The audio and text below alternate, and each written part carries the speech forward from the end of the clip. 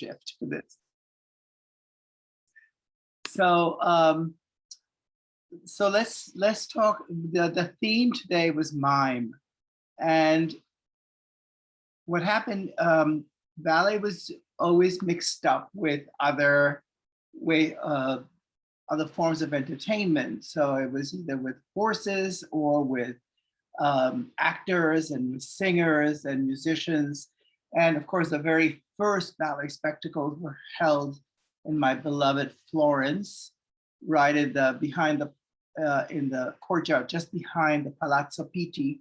So it was part of the development of theater and ballet as we know it. But mime has a different root. Mime, the way we see it, well, I'm going to quote Jean-Georges Noverre.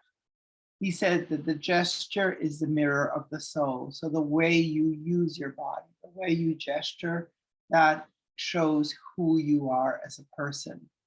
And so we may not realize, but mime is part of the way that human beings use to communicate with their bodies.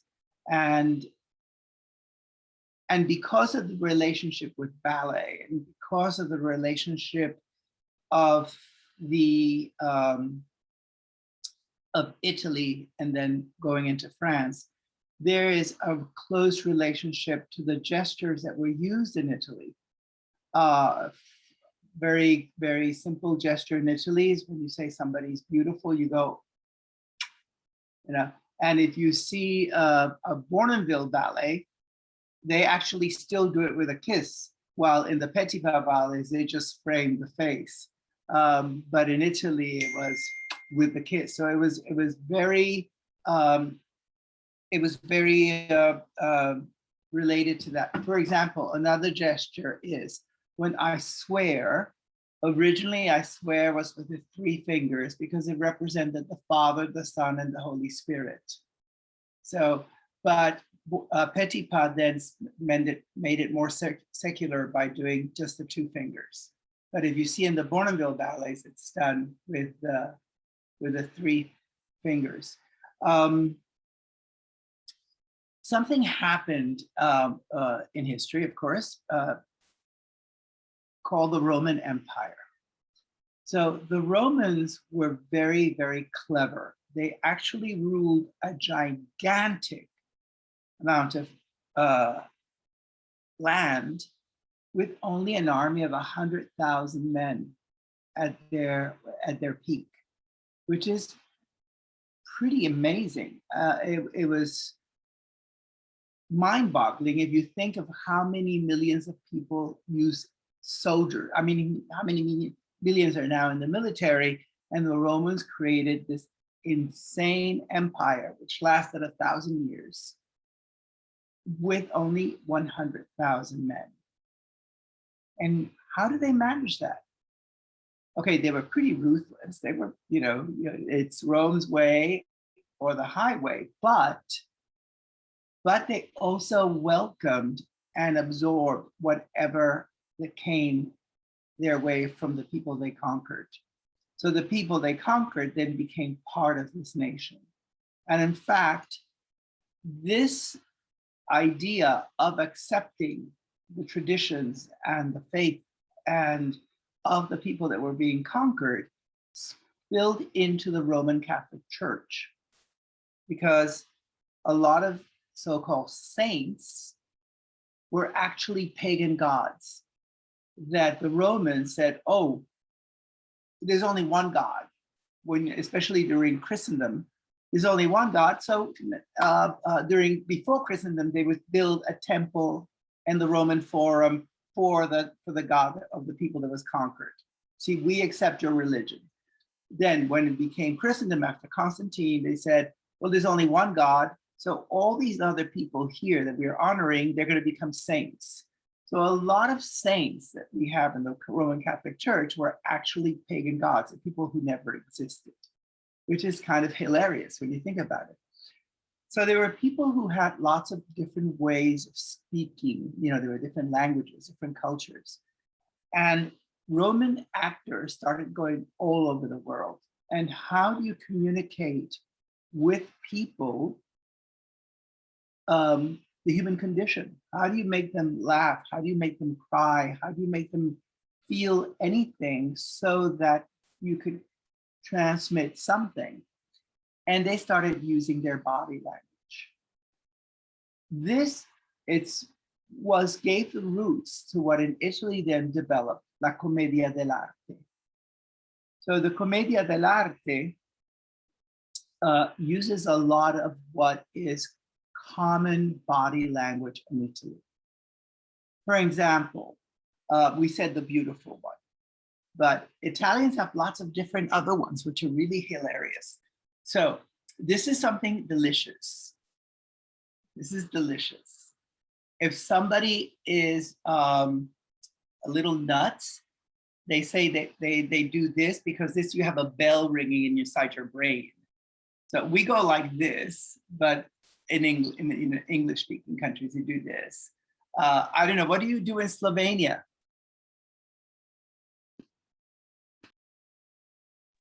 In Slovenia, maybe like this. Yes, similar. But the Italians had this ringing of the bell inside your brain.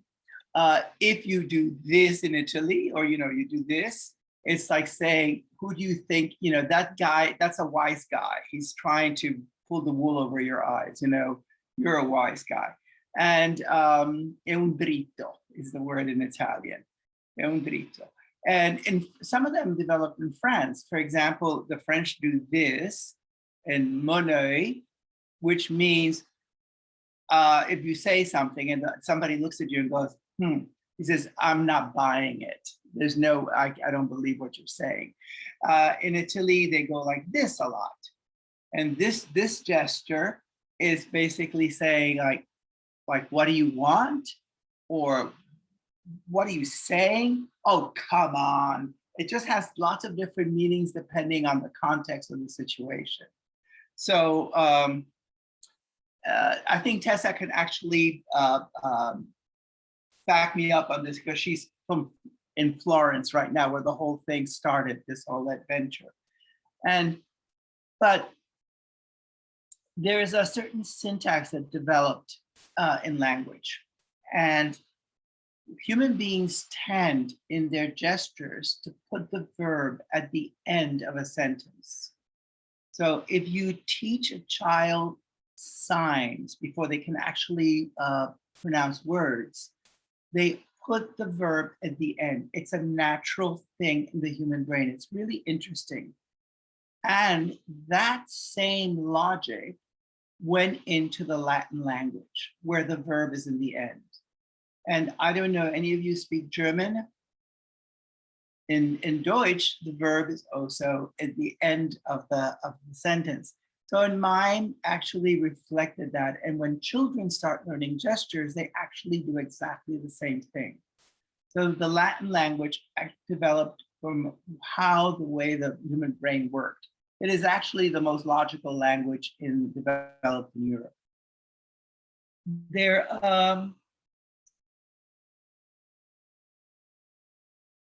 Mime is present in many forms around the world. So in different countries and in different cultures, mime developed differently. In India, they develop, they use their hands to mean different things, and they develop all this agility with their eyes and their heads and how they use their eyes and their fingers to express or tell stories. And it's a really integral part of their experience. But this is true of basically every single country in the world. Funny enough, the using of body language is really important also in the animal kingdom. Animals speak with their bodies. They actually communicate with each other by the posture that they take. For example, if you go to a dog and you go straight to the dog like this, the dog will see it as an action of aggression. And the dog might go back, or if it feels cornered, it might attack. But if you incline your head and go to it slightly in a diagonal rather than going straight to it, that actually implies that you're not being aggressive, that you're just being very nice to the dog, and the dog will accept your getting close more readily. You also tend to offer the hand or the back of your hand to a dog. So that's also a gesture of submission rather than going with your head. So it's fascinating how this has developed in all the world that way, but in classical ballet. So we talked about ancient Rome and how the actors had to develop ways of representing the human condition, especially of Greco-Roman mythology. They had to have their faces masked. That's why we still see in the theater the happy face and the sad face of theater, the symbol, because they had to do it with their voices and with their body language. So it's not just mime in the sense of doing a gesture that has a vocabulary, but it's also how do you do it with your body so that the audience can actually perceive what you're trying to say from a distance.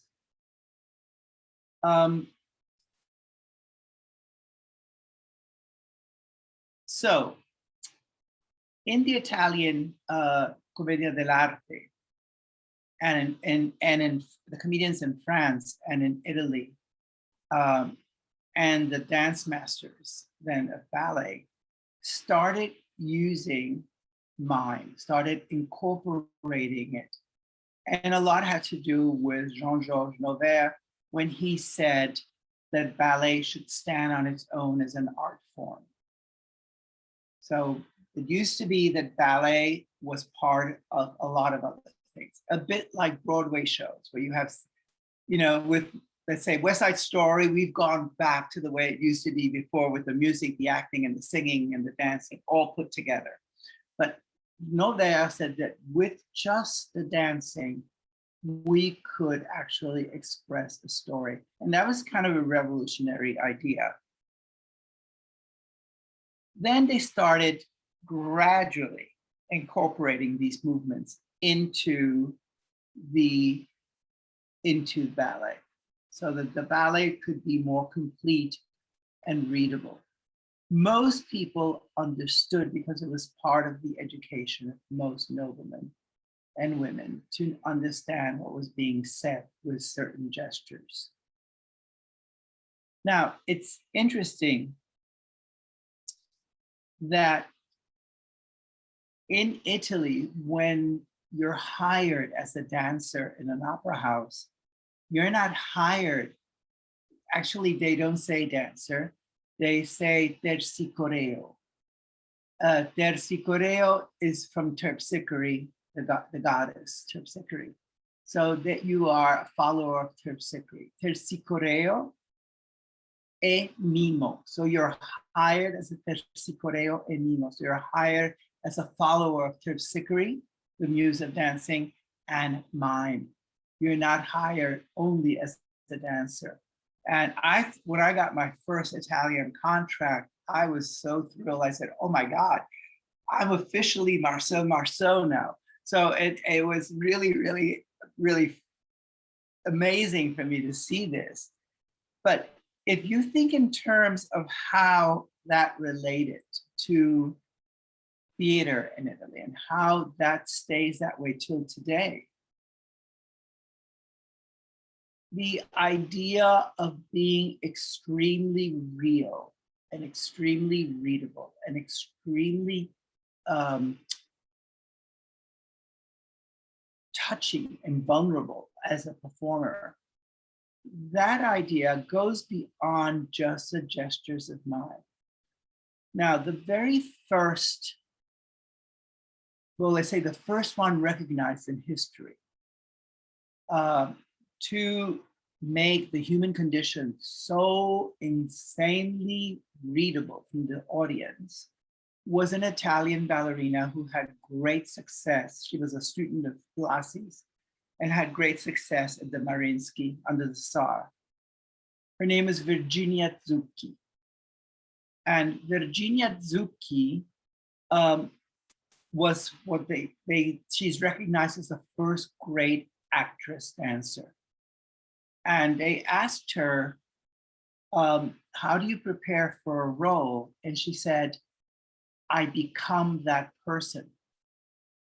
She wasn't artificially doing something. She became that character.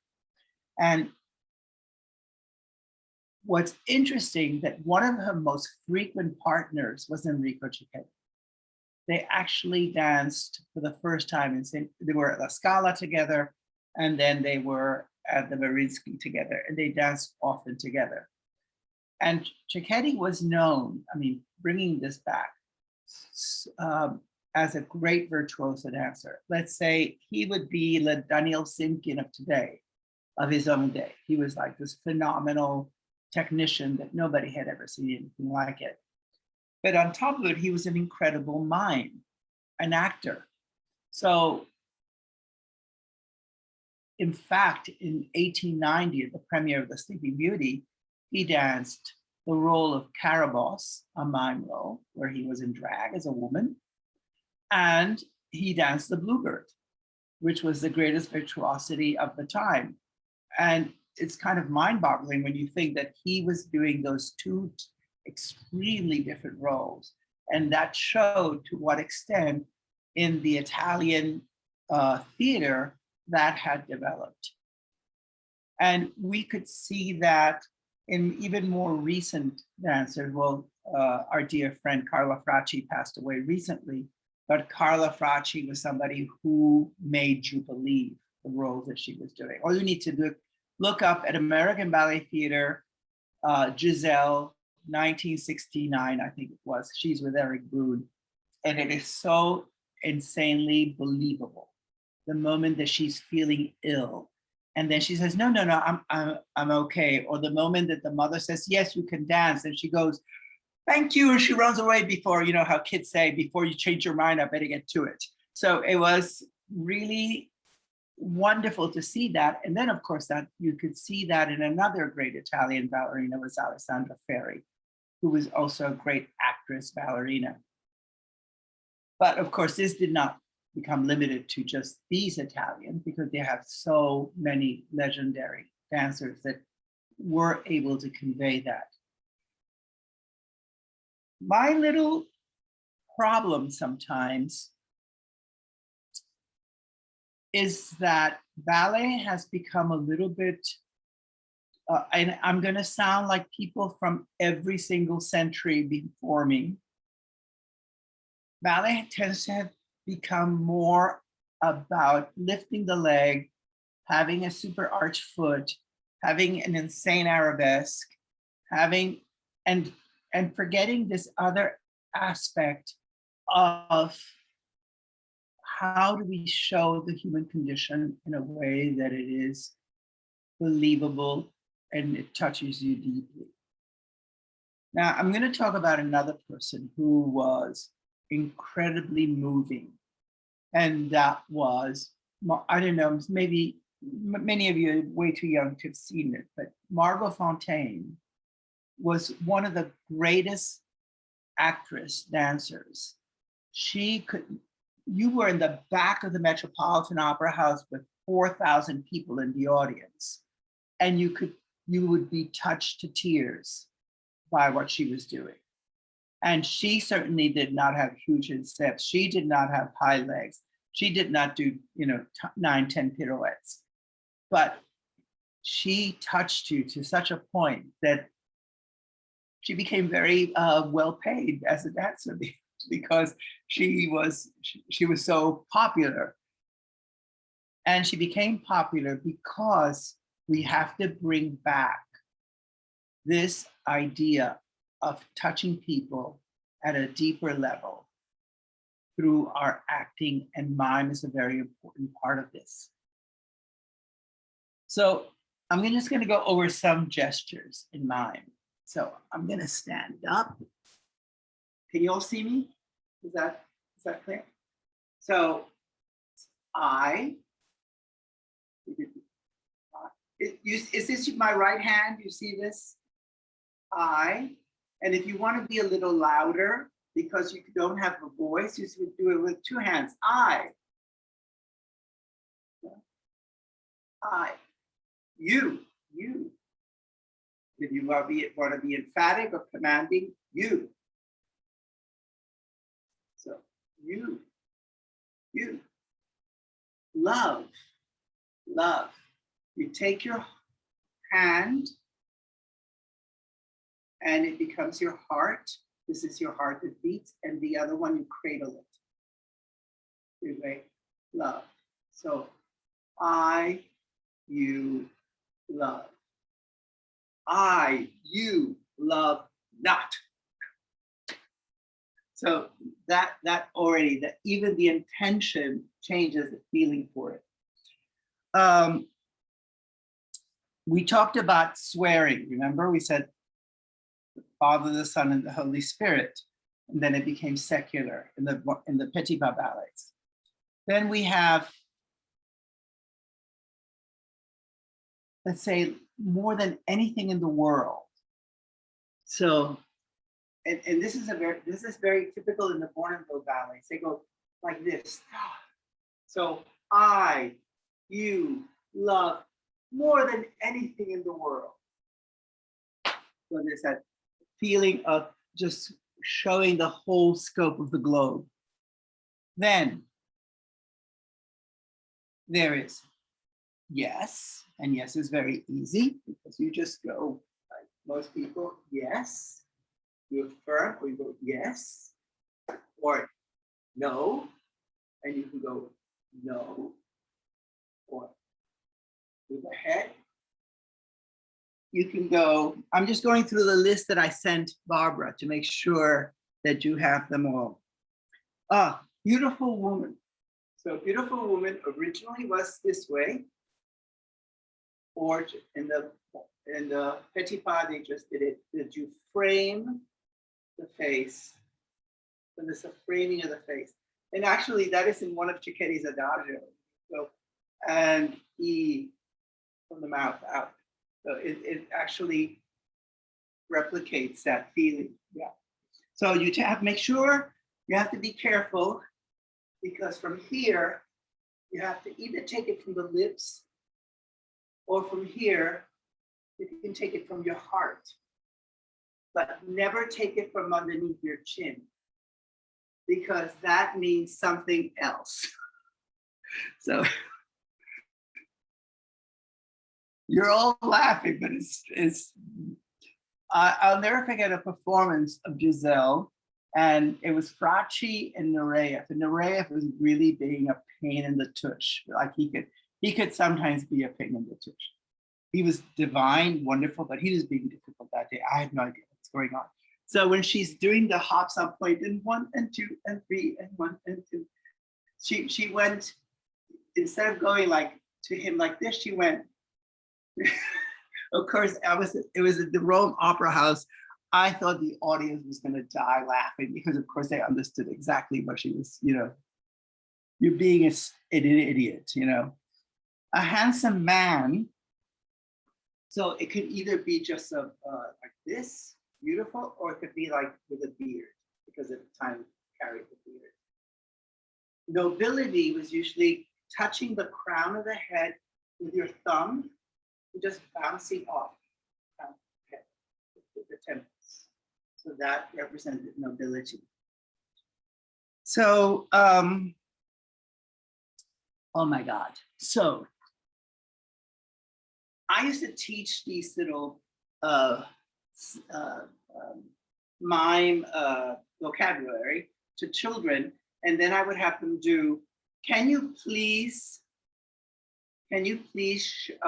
put together a little story?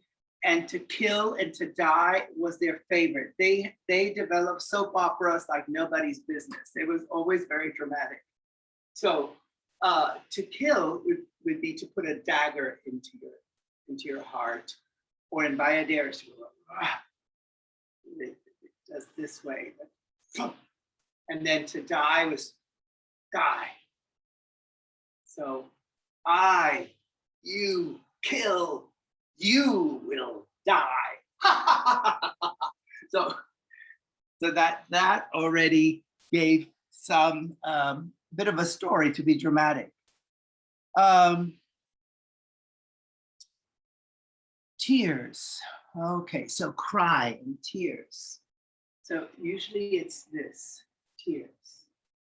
In Swan Lake, it's very famous, the moment when he's asking her, and he says, where are you from? And she said, this lake is my mother's tears, made of my mother's tears. So it's showing the mime of why she is in that situation. Water, so the lake, like this, water, make the water move.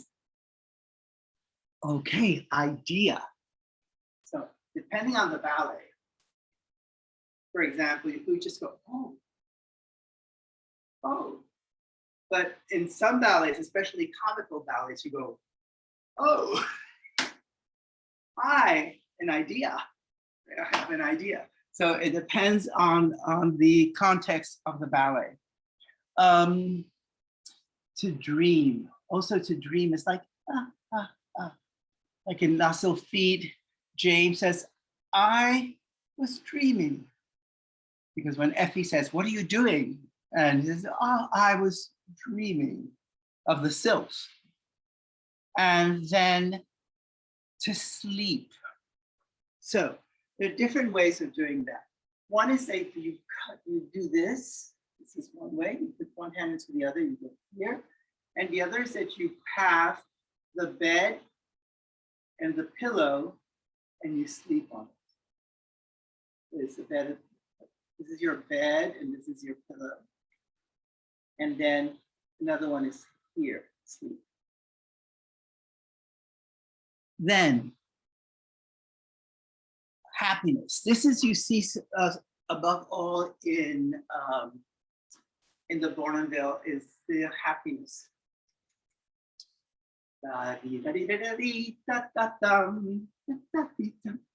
And then to save. So usually is to bring up. When you save somebody, you bring them up. So very often, so you save. And a child. So a child can either be reflected by holding a child, or you could say a child as they're growing up. They grow up, grow up. And La Fille Margardet of Ashton is hilarious, where she says, I want one child, two child, she goes, ooh, I'm pregnant. I want 1, 2, 3. And Colas is behind the haystack and he's looking at her, and then she gets all embarrassed. And it's a wonderful moment of mime in La Fille Margardet. As I said, this was mother or grandmother. Little Red Riding Hood, the wolf says, what are you doing here? And she says, I am going to see grandmother. And he goes, why? It says, in my basket, I have food and drink from my grandmother. And then there is to scold, or to, we said to grow up, to see, I see. You just point to your eyes. You could do 2 eyes or 1 eye. Then to speak. Okay, so this is, some people just pull, it's like pulling your words out of your mouth. But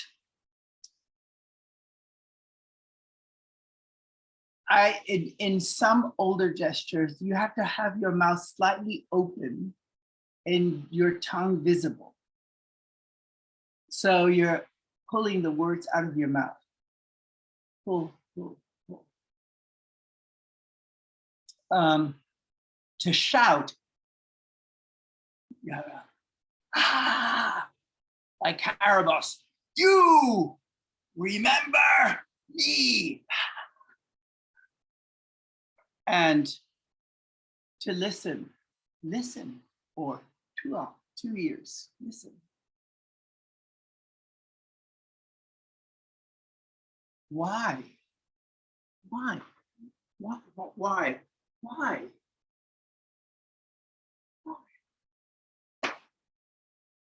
Or what is it? Leave me. Leave me. Or stop. Or wait. So basically, it's almost the same gesture, but it depending on the context. Go. And you maybe go or go. It could be either or stop or wait. It depends how your body language also translates the gesture to make it more readable. Or stay calm. The same gesture, but if you do stay calm, then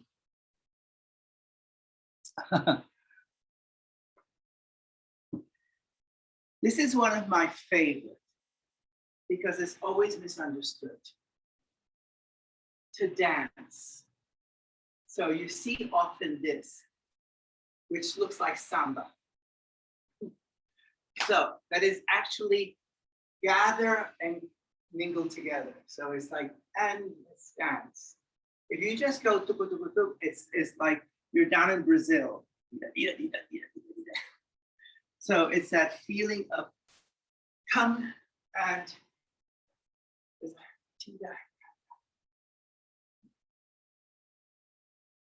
then, I said hunger. So hunger, it's like hunger, or I need food, I need drink. So you use this as a drink and as food. Oh, having money.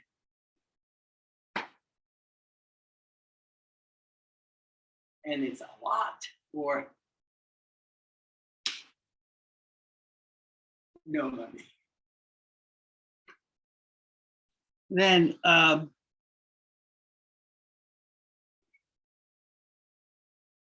okay, there, here. So let's say you're gonna say here, or over there, or if you go over there to over here. So you design a road, the edges of the road. So from over there to over here, for example.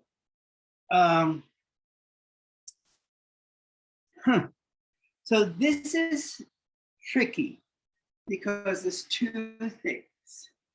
One is that you're in chains, and one is that you're angry. Angry, or you're bound in chains. Another one, which is kind of interesting because this I learned from Nijinsky. And she would get very upset because she said the Soviets made a gesture of Swan Lake in every ballet. So the gestures in Swan Lake was this, when the women are like this, which was that they were being bound by the magic. So when you have everybody in all the ballets in Soviet era, the women very often ended up with, like in their Romeo and Juliet, they're like this. And so she would say it makes no sense whatsoever because that meant that you were bound. Oh, tired. I like it in German. Ich bin müde. I am tired. I don't like it in Spanish because you sound like a little bunny hopping around. Cansado. Cansado. Tired is too slow, but müde in German is very, very clear.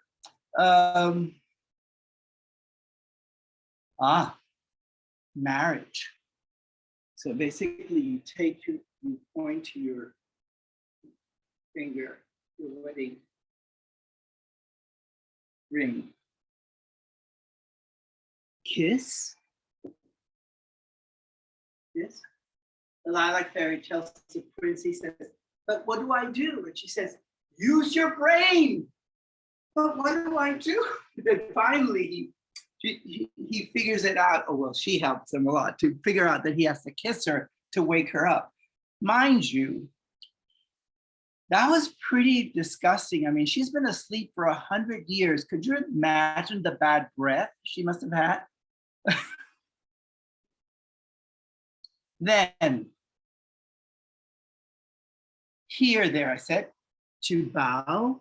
So basically, you bow, or you bow, or sometimes you bow. In Sleeping Beauty, there's that position of bowing. Then you have remember or forget. So usually you tap your temple. So you remember? Me, forgot. Why? So it's just the same gesture, but with a different body language will change the meaning. To sew. So we have this, like the witches in La Sulfite, they go, ya, da, da, ya, da, da. They show each other this magic scarf. Or it's also to pull the thread. Da, da, da. In the old Giselle, they used to say this, but the Soviets changed it to the she sews.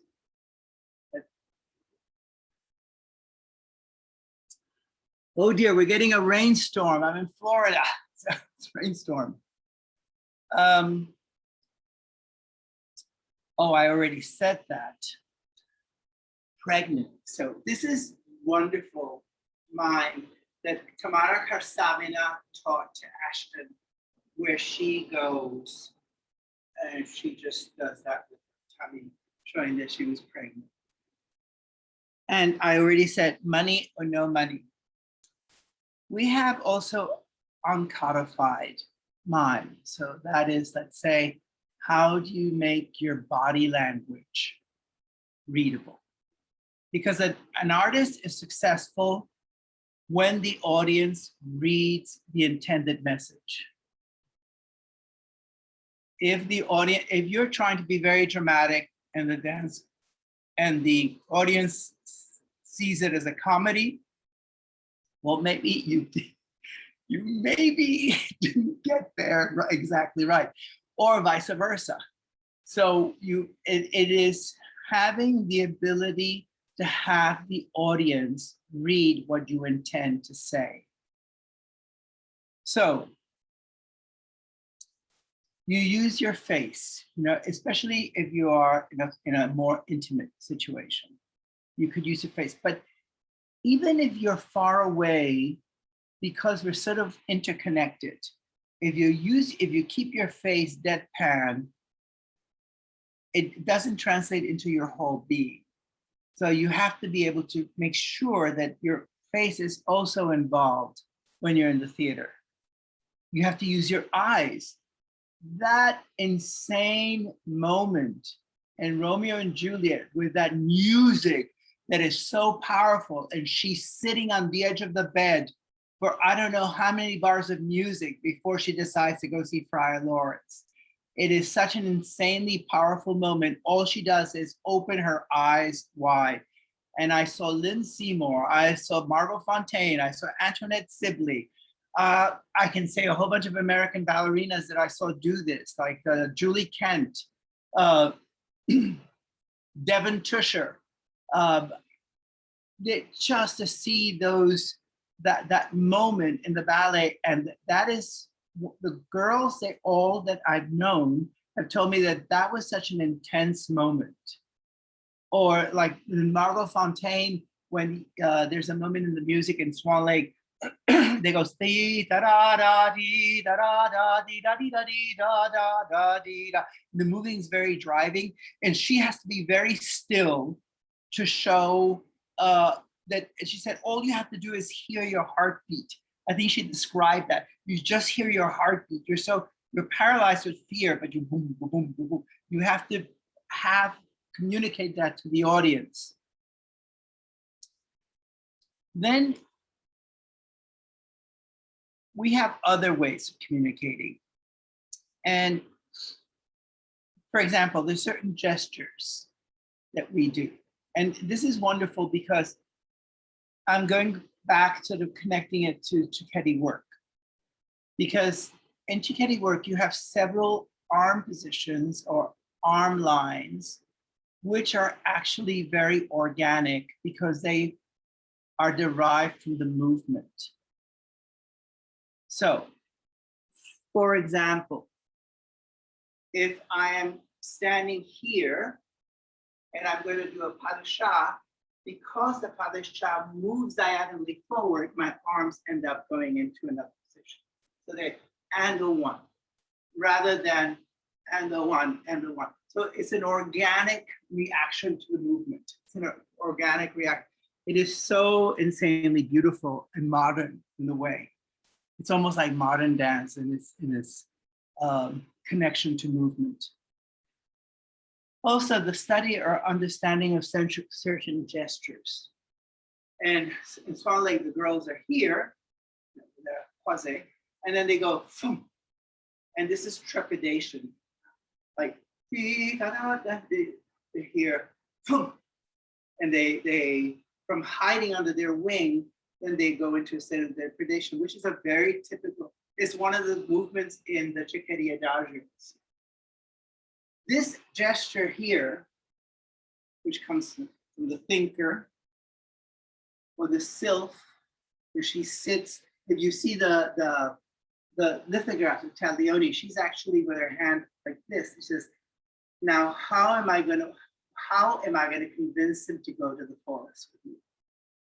So then they made it a little bit, cutier by making just a finger, but it was originally this. And then the thinker, he is this way. And this is a gesture that we have to learn also in the Cecchetti exercises. So already they're being built in within the training.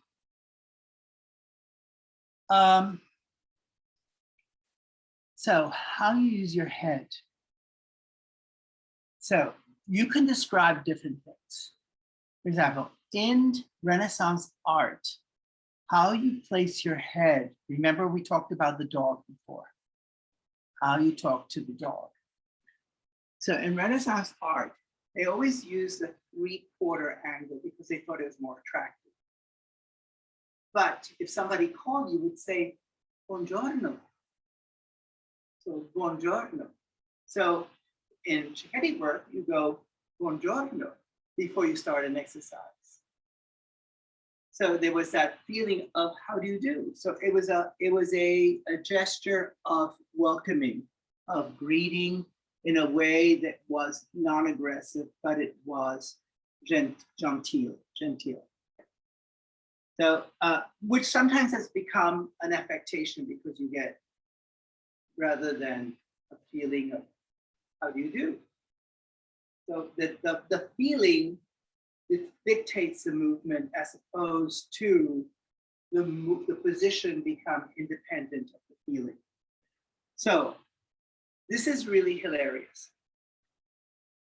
In the Italian school, there is a rule, there's a general rule, which comes from the principles of Renaissance art.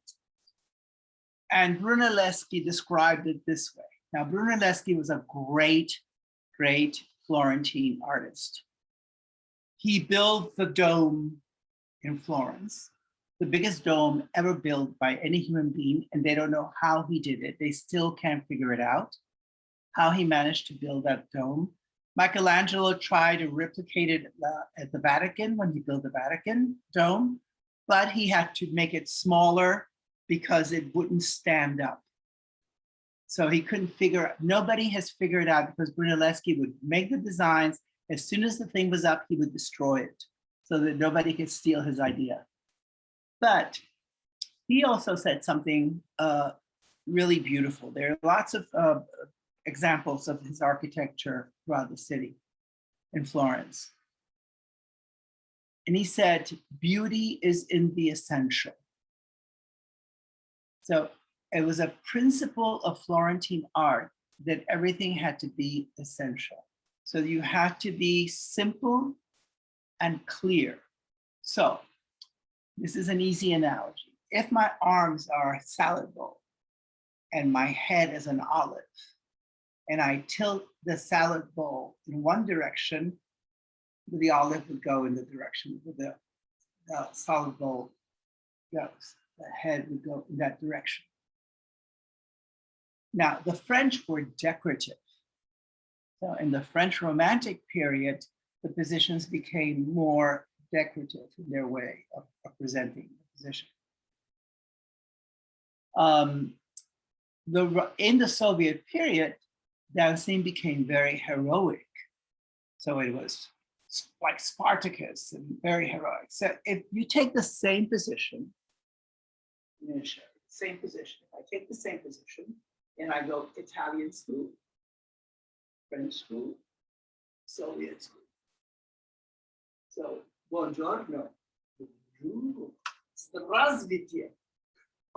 So just how you place your head actually will change how you are communicating to the audience.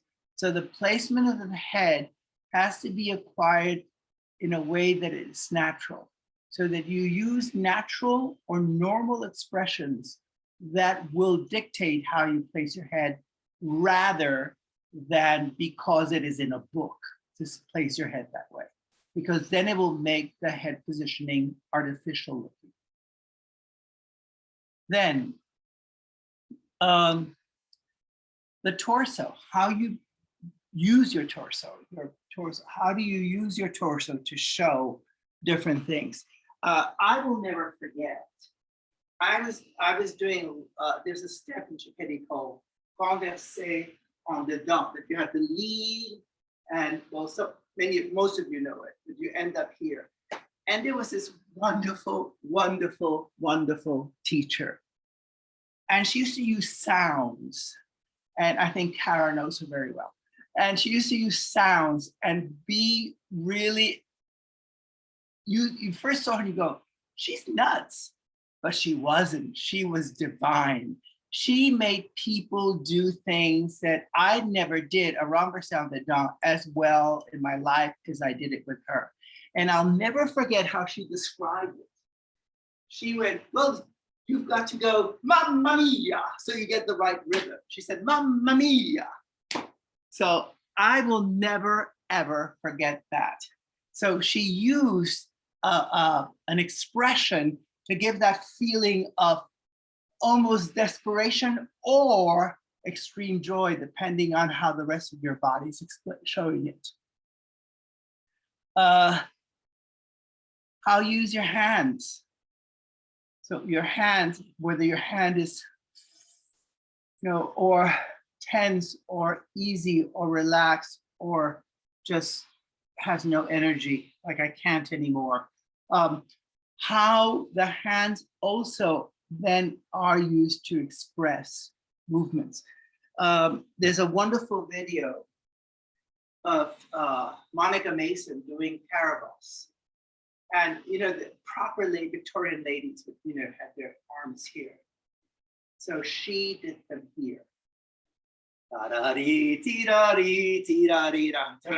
it was like the tension and the hands showed her anger. And that was really wonderful to see. Also, if you have really energetic hands, what is it? What is it? Liza Minnelli would say, jazz hands, jazz hands. So really using your hands so that they don't become a mannerism. Yeah. Now, using your legs, how you express with your legs. How does a rond de jambe en l'air have a feeling in one ballet and different in another ballet?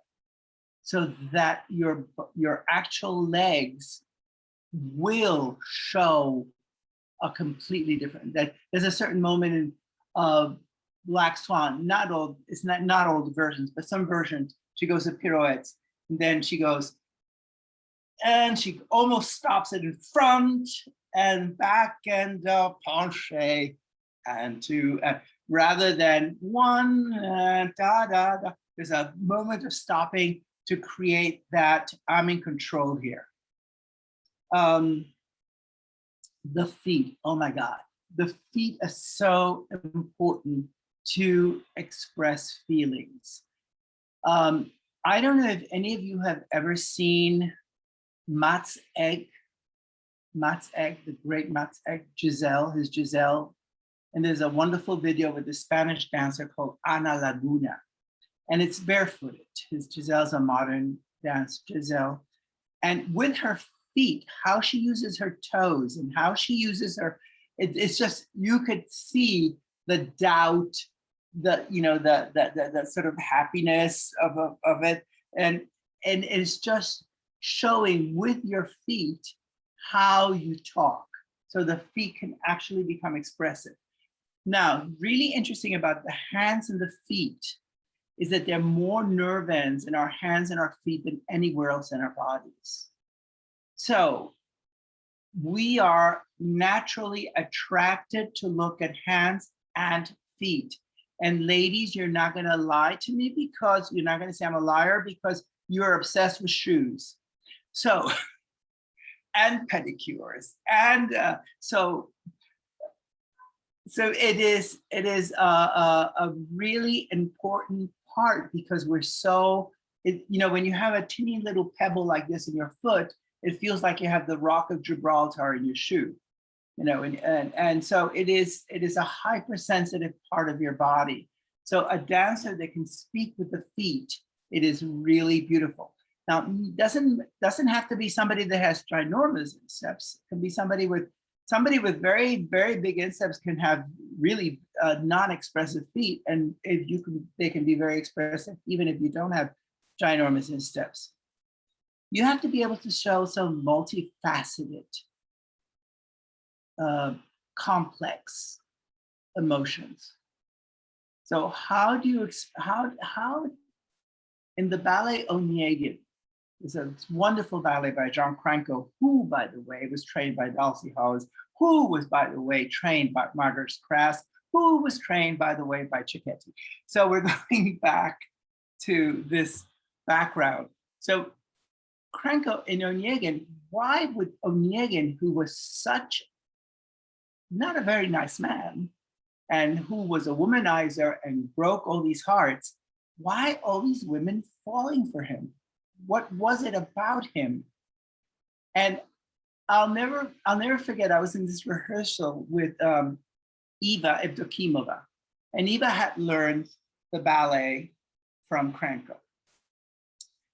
And she said, well, John said that even though he was being very cocky and very sure of himself, he had to communicate a certain level of vulnerability.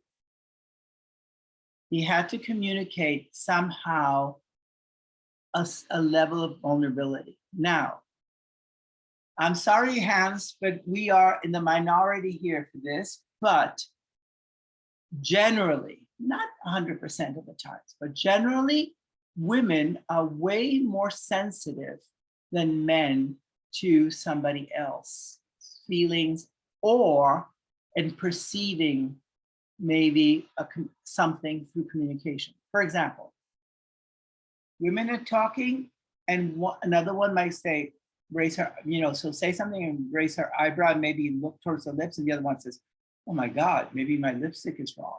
oh my God, maybe this is something, maybe I've said something that is wrong. Men don't care generally. It just goes right over their heads.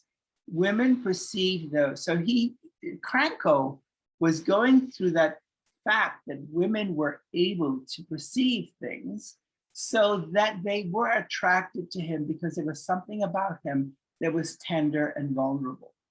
So how do we do this? So the acting techniques, some of them are really interesting, is that you're showing heart, you're showing hardness here, and then this hand might show a certain softness, so that you're showing two different aspects of the character. Or you're being very sweet here, and this hand is like going, oh, how do you do? And then this hand might be tense, so that it shows conflicting body language. So you're able to layer the roles. It is really interesting that this doesn't have to be done. Some great artists do it absolutely naturally. And sometimes you need to study it.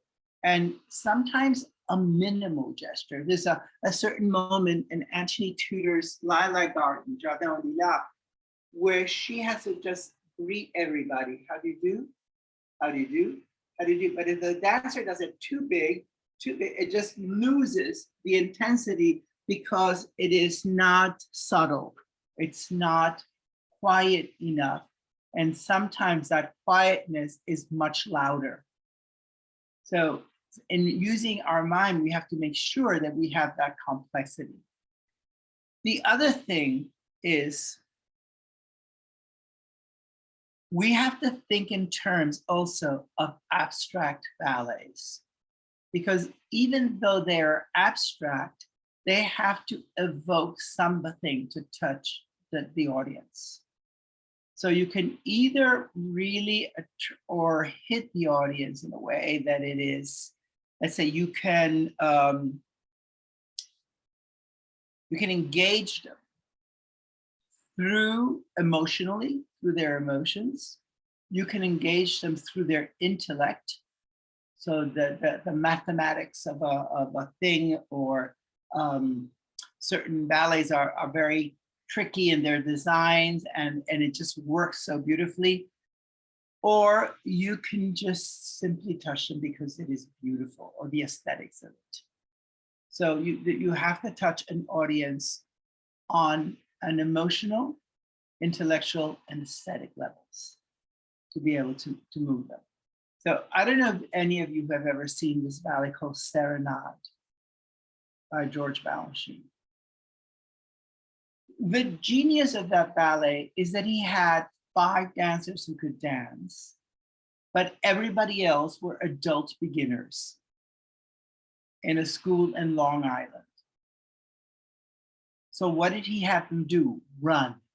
The ballet is based mostly on running or just doing gesture stuff, but it's mostly running.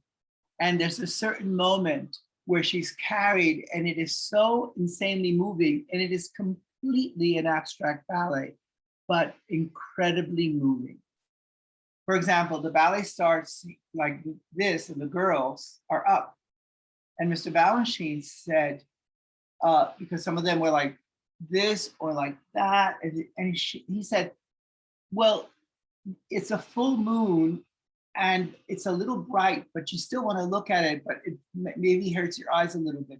So it's not the sun, which is so bright. It's just the moon, and then that moon inspires you, And then and here again we go into all these wonderful gestures that are in mime. So I was thinking, I've gone over time. I'm so sorry, Barbara. I'm late. I feel like the rabbit in Alice. So I was going to go through a little bit of the Lilac Fairy Mime from the Sleeping Beauty. And I wanted to do Carabosse because it was Cecchetti, but it's too long. It just takes too long, and there's too much interaction with other characters. But the Lilac Fairy, she's on her own at that moment. Well, Carabosse is there too. Black Fairy is there too. And I've learned a couple of versions of it. And the one I'm going to do is the one that I learned from Monica Mason. Maybe some of you don't know, Monica Mason was artistic director of the Royal Ballet. And before that, she was Macmillan's main ballet mistress. And she was, before that, principal dancer with the Royal Ballet. And before that, she was trained by Ruth Ingleston in South Africa. And Ruth was trained in the Cecchetti method in South Africa. And Monica trained when she came to London. She continued her studies with Nestor Brooking when she first came to the Royal Ballet School. And she said, actually, she was hilarious. She said, it was harder to do these Cecchetti exercises than it was to land Swan Lake, because there was so much detail involved that she had not. So when she got to Swan Lake, it just seemed easy for her to do it. And boy, was she an amazing Odette O'Deal. Cara, you must have seen her, no? You must have seen Monica, yes. And in New York, when she danced, there was a big, people would put up these signs, "We love you, Monica." And the New York audiences at the Opera House would put these signs. So shall we try it? So I'm gonna get my dancer shoes on. I'm in Florida, so I'm barefooted the whole time. And so when I wear shoes, I'm in total pain. I think your feet get bigger when you were barefooted all the time. So the Lilac Fairy comes in and she stops the carables. Let's say, oh, hold on. I'm gonna get some props.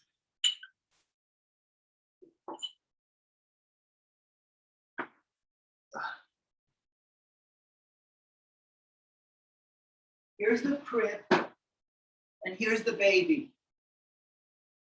The baby's in the crib. So the Caraboss wants to curse it, and the Lilac Fairy comes in front and says, "Stop." But it's her sister, so she still loves her. And she goes and she bows. She does a typical Russian bow. She looks at her, and then again, and looks at her. And she reminds her, I'm going to move back to this. She reminds her, now this is important because she's invading Caraboss space. So every time that she moves forward, Caraboss moves back. So she is actually physically taking over her space. So then she goes, I, the baby, love. Then again, she takes a step. You kill it. Why? Now, sometimes I've seen it done two ways. One is that she talks to Caraboss, or she talks to the whole court. So let's say that she talks to the whole court, and she says, "All of you, listen to my words. The baby will prick her finger." Caraboss is over here and says, "And die." And Lilac Fairy looks at her. "Oh, you poor dear. Die? No." Sorry, she's with this leg at this point. Then she does a pas de bourrée under, and then she goes to the king and queen who are there. Says, rest assured, the baby will prick her finger and sleep. And from a faraway land to this place, one day, a handsome prince will kiss her and she will be saved. So shall we try that? So we try that. So, but one little thing. When she says,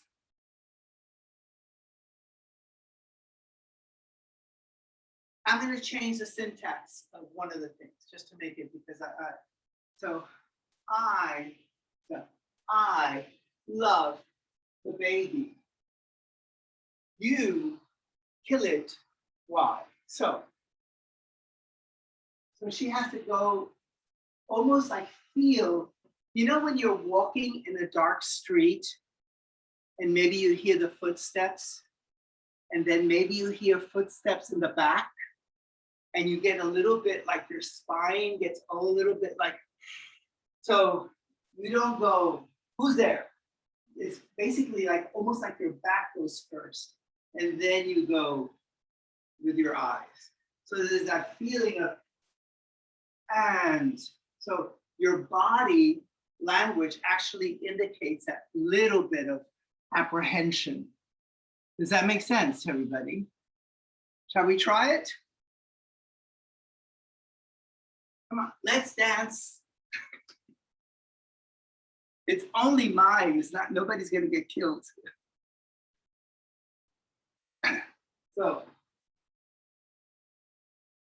So the music goes 1, 2, 3, 4, 5, 6, 1, 2, 3, 4, 5, 6, 1. 1. And dee da da dee da da dum. Dee da da da da dee dum. Dee da dee da dee da da dum. Dee da da dum da dum. Okay, let's do that one more time. Up to there. Is that clear for everybody? Up to there? Yes? Machen wir noch einmal. Oh, Carol, you speak German. I remember you speak German.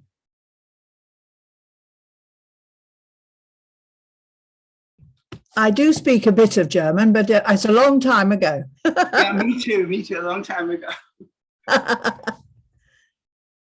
Okay, so let's try it again. So 1, 2, 3, 4, 5, 6, 2, 2, 3, 4, 5, 6, 1.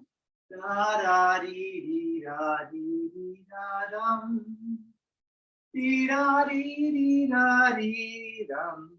I'm going back. And I love the baby, and you kill it the why. And you who listen to my words, the baby, pum, pum, prick her finger. Carabosse. Here is a moment where she just sort of opens her arm and relax.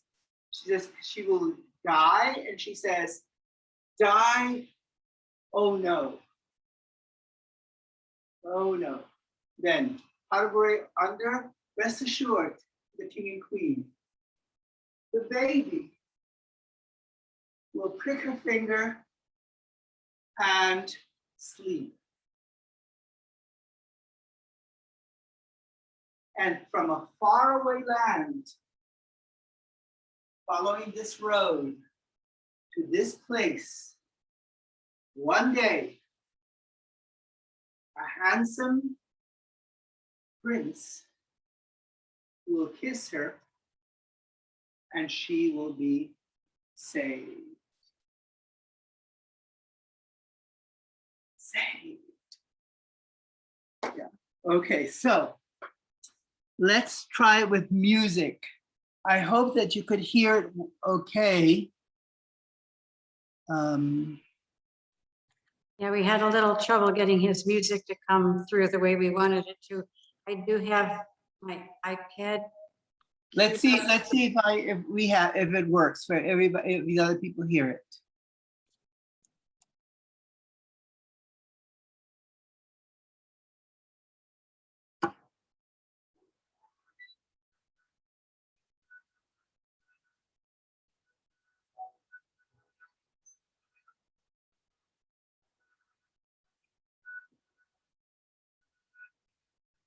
Can you hear it?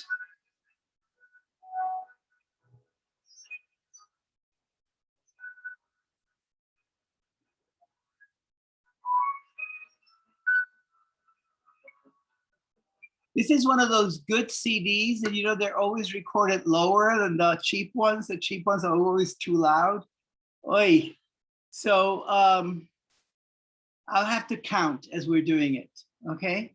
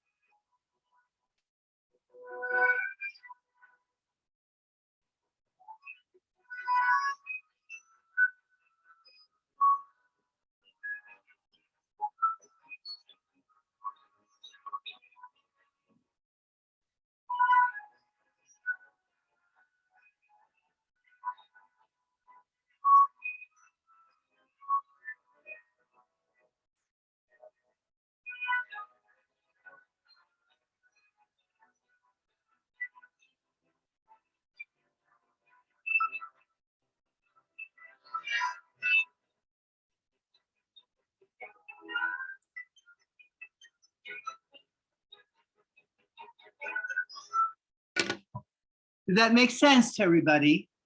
Yes? I think it's a really beautiful moment in the ballet when the Lilac Fairy does that. So Barbara, do we have time for any questions? We do if you do.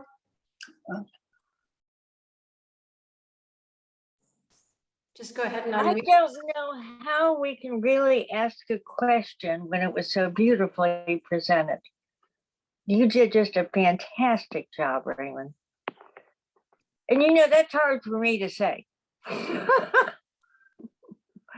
But this was brilliant. And mime has been a part of my life since I was very, very little. And I am just totally blown away. I didn't know that you knew all this stuff. I'm 73 and I dance in a lot of ballets. I'm 73. And, you know, I'll never forget, for example, Nijinsky, when she was teaching Sleeping Beauty, she was teaching the variation. And she said that every gesture, every step had a narrative. So in Aurora's yada yada da da, because in the old version, not the Soviet version, in the original Petipa version, where she does retire and 1, 2, 3, 1 and 1 and 1, 2. That represents the diamond, the sharpness of the diamond, because she was getting ready. And then when she goes, and when she had to go, yeah, da da da da da, it was because she's still a little girl. She's, even though she's 116, but basically she's still 16. So this was like if she was a little girl. And then she said, then the arabesque represented that she was a queen. She was going to be a future queen. So one and da, one and da, one and da. So all of that had an absolute narrative.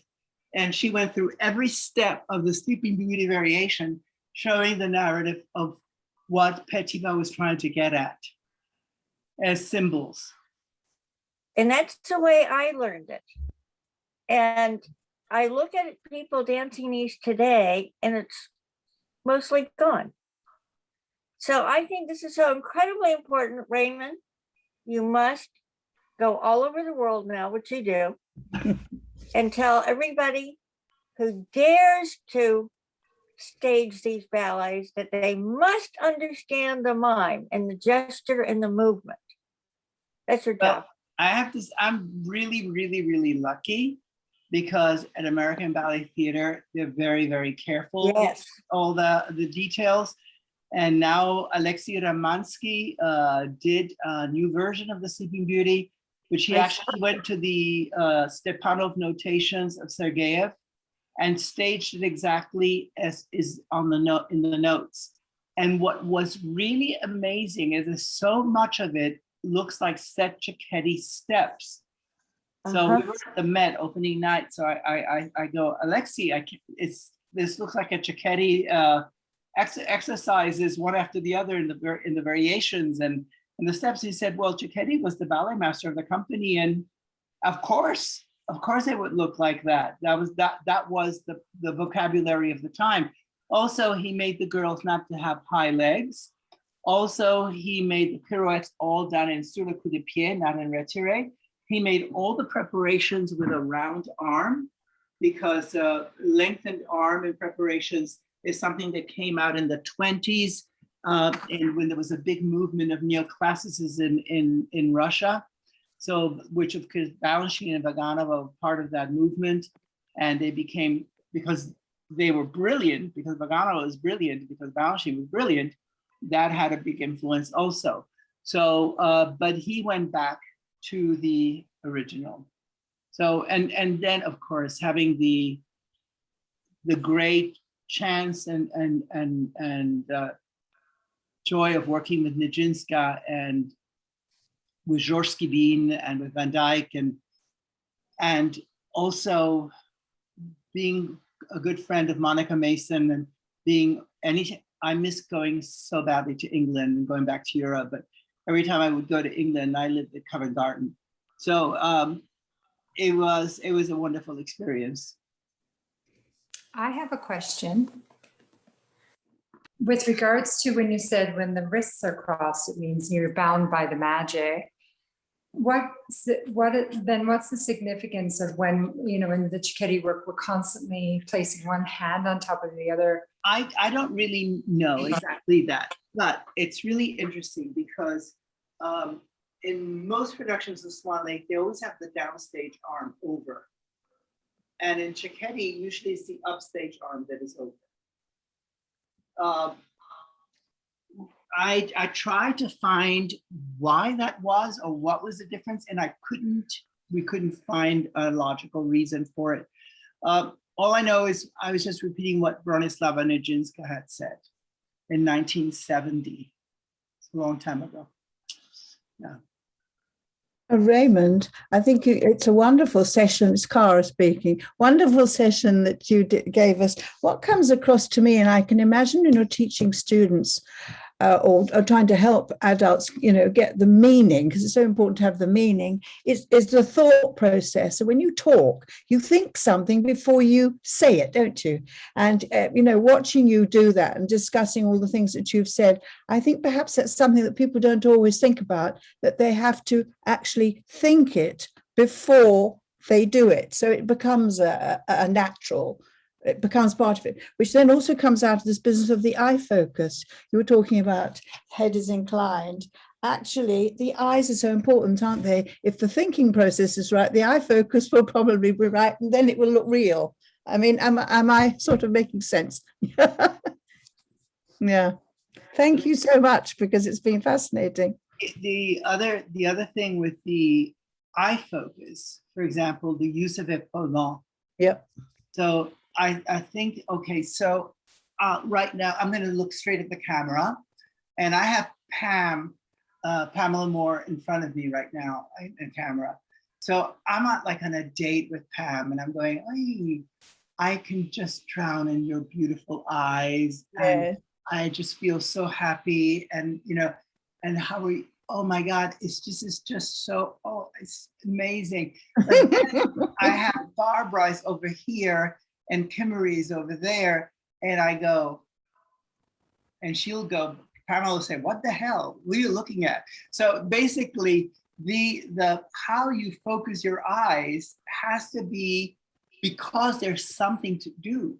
So it is either you're doing your épaulement to the audience, or you're looking up at a mountain, or you're looking down in a valley, so that there's a feeling of why is it doing it? Is it real? Is it readable? And I think this is a really important point that you brought out, Kara. Thank you. Mhm. Anybody else? Anybody else? Question?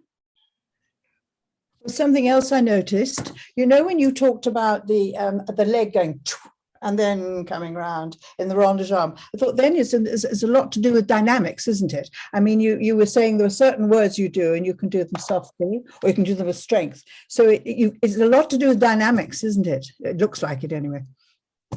Well, dynamics, and with the ABT program, we started trying to organize how we think in a way that it was more tangible. So we started using the 7 movements of dancing of Teller, which is part of the Cecchetti training, but we also started using the Laban, some of the Laban principles of movement, the movement fundamentals. And Laban identified dynamics for us, because in music, it means something different. In music, it means whether it's loud or whether it's soft, volume. But in movement, he identified it as it being your energy. So how is your energy? It could be a soft energy. It could be a sharp energy. You could be moving like a water fish or a chipmunk very, very brightly. But it also meant how you were mathematically with the music. So how was your mathematical timing, but then how was also the quality of the music translated? So when you use that tool of dynamics, it is such a, whether you look at somebody that way or you look at somebody that way, that changes already that your intention in your communication. That's perfect. Yeah. Mm-hmm. Anybody else? Hi, Raymond. This is Patty Suto. Hi, Patty. So nice to see you. This was absolutely wonderful, awesome. I took so many notes. I couldn't write fast enough, but you gave so many wonderful tips. I loved the Mamma Mia on the Ron Versailles. That's Eve Pettinger. We have to thank Eve for that. And I love the quasi derriere position, the 3 different the French and the Italian and the Russian poses and how subtle they were, but they changed the way that they looked with that also. But I've enjoyed this so much and just wanted to say thank you. And it's so nice to see you again. Thank you. It's nice to see you. Thanks. And what about Serena? Do you have any question or comment? Because she's new to the group.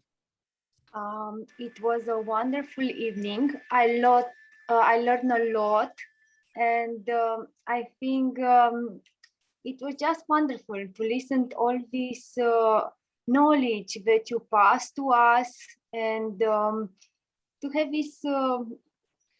I don't know. I think many people should get this knowledge, especially the ones that are coaching professional dancers. Will be a reach for personality of the dancers, for the group, for the companies, and for the public. Thank you so much for everything that you give to us in this evening. My pleasure, my pleasure. And all the way from Bogota, Sylvia. I'm just reaching out to people who are way far away. I just want to thank you so much for this wonderful opportunity. As soon as I found this lecture, I decided to register because I just remember that during my early training, I never received this kind of really important information, and it changes the whole career.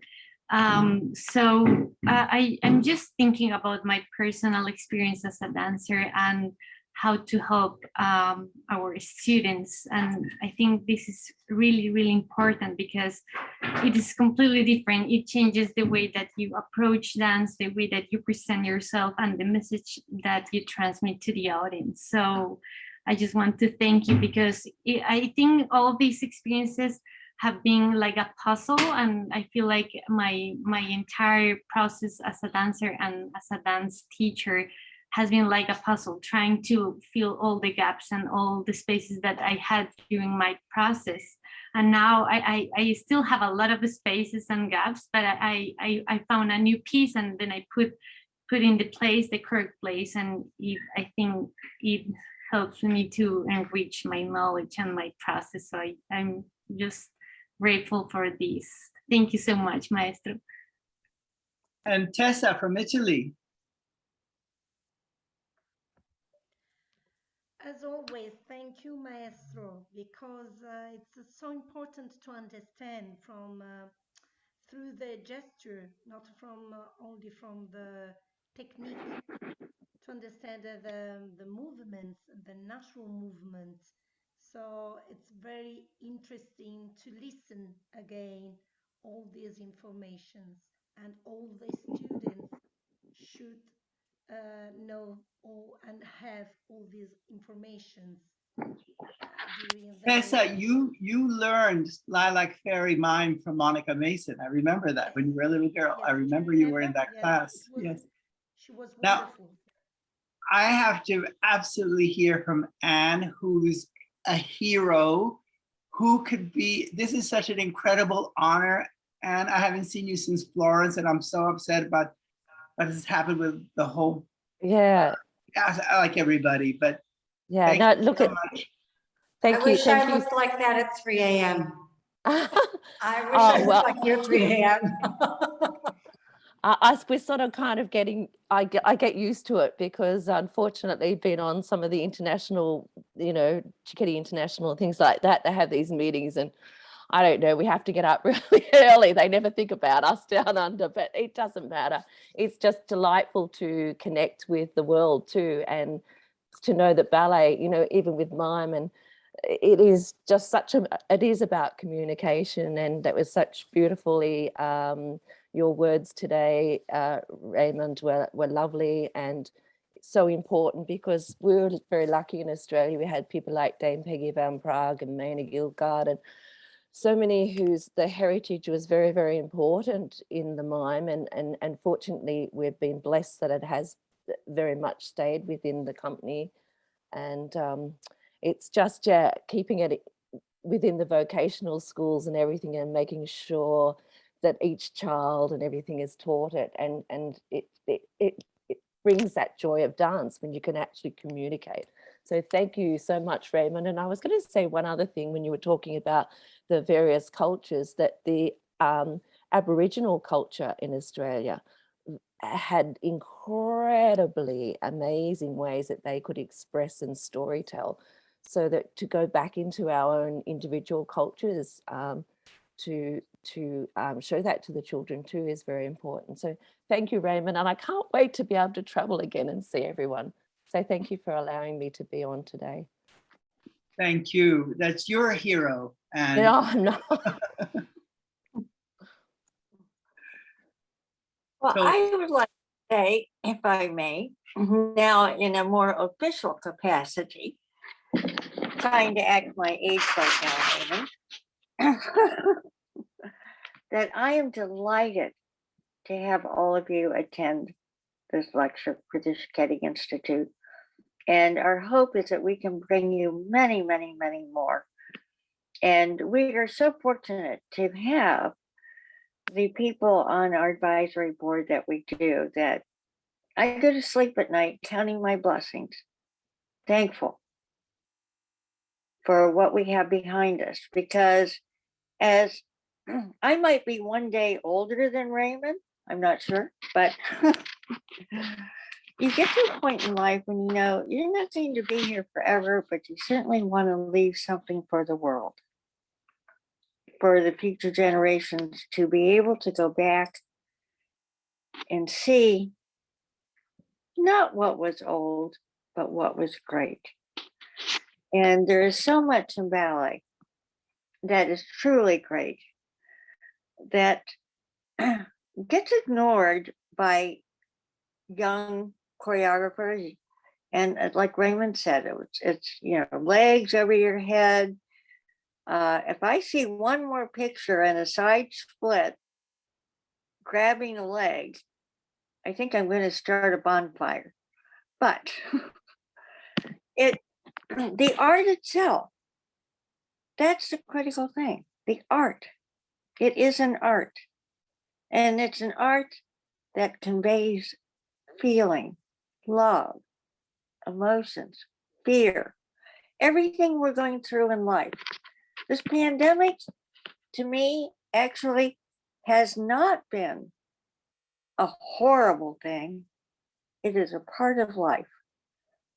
And it has opened doors in many ways for people to learn how to do things differently.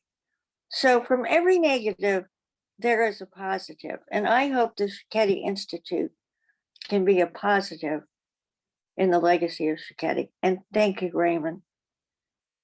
I love you. Thank you. I love you too. I can't marry you. You're already married, and so am I. But I would. Aren't you married also? Excuse me. Yes, I said if we weren't married,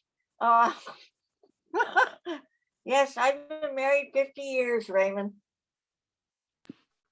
Me too. I know, but we're young. Anyway, so if no one has any more questions, I just want to thank Barbara and Pamela for organizing this. Thank you, Barbara. Thank you, Pamela. And thank you all for being here. It's always an honor. And of course, I got to meet Hans first through the ABT program. And now he's doing the Cecchetti, which is yay. And, it's always good to keep your mind open and always learning and more and more and more, because the more we learn, the richer we are. It's great. I remember Laura Wilson said to me, I love it when I'm surprised or I learn something new. And she was examining my diploma and she was in her 80s at that time. And I remember she asked a question and I gave her an answer, and she said, oh, I never thought of it that way. Thank you very much. I've learned something new. So it was, it's just, we have to keep our minds open like that. And that was wonderful. And oh, please give my best to all our friends in Australia who we miss so much. And Robina, a particular big kiss. And Cara, if you see Eve, I always think of her fondly, and every time I teach, her name always comes up because it's total inspiration. And thank you all around the world who are here, and onward and forward with the work. Thank you so much.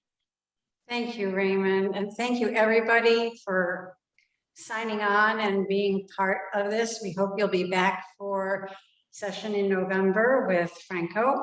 And our third in this series will be our younger board members, advisory board members, Cindy Case and Remy Young, who will co-teach. Probably what they're going to do is co-teach a class with their favorite Cecchetti patterns, but that hasn't been totally sorted out yet. They're on board. So thank you, everybody. Have a wonderful rest of the day, whatever time of day it is, wherever you are. And we hope to see you again. Thank you so much. That was Barbara. welcome. Ciao.